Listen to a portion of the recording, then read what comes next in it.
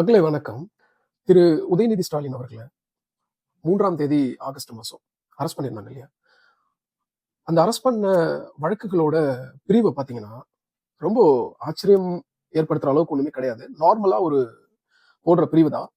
அந்த பிரிவுகள எல்லாத்தையும் நான் உங்களுக்கு சொல்றேன். அதுக்கப்புறம் இந்த வீடியோட கன்டினியூவேஷன்ல கண்டிப்பா ஒரு ட்விஸ்ட் இருக்கு. அத கண்டிப்பா பாருங்க.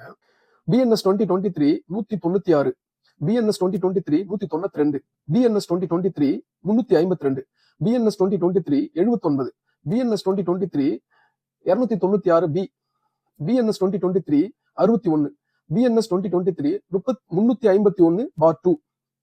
அது மட்டும் இல்லாம Tamil Nadu prohibition of harassment of women amendment act 2002 4, அதுக்கப்புறம் த இன்ஃபர்மேஷன் டெக்னாலஜி ஆக்ட் 2067. இதுல வந்து பாத்தீங்கன்னா இவ்வளவு பெரிய கேஸ் போட்டிருக்காங்கல்ல மக்களே.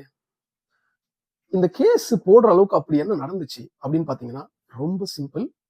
திரு உதயநிதி ஸ்டாலின் அவர்கள் எதிர்க்கட்சி தலைவரை மறுநாள், அதாவது இன்னைக்கு சட்டமன்றத்துக்குள்ள வர வைக்க கூடாது ஒண்ணு. ரெண்டாவது வந்து பாத்தீங்கன்னா அவரு முன்னெடுத்த பிரச்சனை இருக்கு இல்லைங்களா, முழுக்க முழுக்க காவிரி ஆறோட பிரச்சனைகளையும் மேகதாது அணை பிரச்சனையும் விவசாயிகளோட சேர்ந்து தஞ்சாவூர்ல முன்னெடுத்த அந்த பிரச்சனைய டைல்யூட் பண்றதுக்கு ஒரு சின்ன அரஸ்ட். இந்த அரஸ்ட்ல கிட்டத்தட்ட ஒரு 7-8 பிரிவுகள் கீழே வந்து அவங்க வந்து வழக்கு பதிவு பண்ணிருக்காங்க. அதுல முக்கியமா தாவேக்காவை சேர்ந்த மகளிர் அணி அவங்க என்ன பண்றாங்க, திரு உதயநிதி ஸ்டாலின் அவர்கள் வந்து பெண்களுக்கு அவதூறாகவும் தவறான முறையில பேசிட்டாரு அப்படின்னு சொல்லிட்டு பேசியிருக்காங்க. எல்லா மகளிர்களுக்கும் நான் கேட்கக்கூடிய கேள்வி என்னன்னா, உங்களுடைய அண்ணன் ஆட்சிக்கு வந்ததுக்கு அப்புறம் கடந்த 3 மாதங்கள்ல கிட்டத்தட்ட 65 பெண்கள் வந்து கற்பழிக்கப்பட்டிருக்காங்க. ஒரு சின்ன குழந்தைய கற்பழிக்கப்பட்டு 2 கள்வர்கள் வந்து தூக்கி கிணத்துல போட்டுட்டு போனாங்க. அவங்க எல்லாருமே யாருன்னு பாத்தீங்கன்னா தாவேக்காவோட உறுப்பினர்கள்.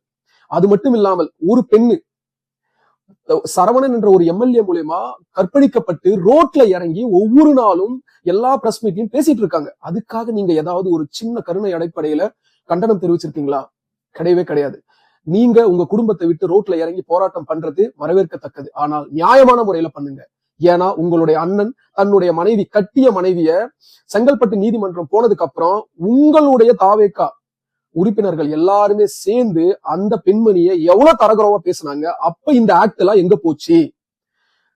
திரிஷா அப்படி என்ற ஒரு பேரை கூட்டத்தில் இருக்கிற தொண்டர்கள் பேசினாங்கன்ற ஒரே காரணத்துக்காக இவ்வளவு பிரிவுகள் அடிப்படையில அண்ணன் கேஸ் போட சொல்லியிருக்காருன்னா, அப்ப கணவனா ஒரு மனைவிக்கு சரியான முறையில இல்ல, அந்த கூட இருக்கிற ஒரு அஃபேருக்கு மட்டும் சரியான நினைக்கிறீங்கன்னா உங்களை சமுதாயத்துல எங்க கொண்டு போய் வைக்கிறதுன்னு எனக்கே தெரியல மக்களே.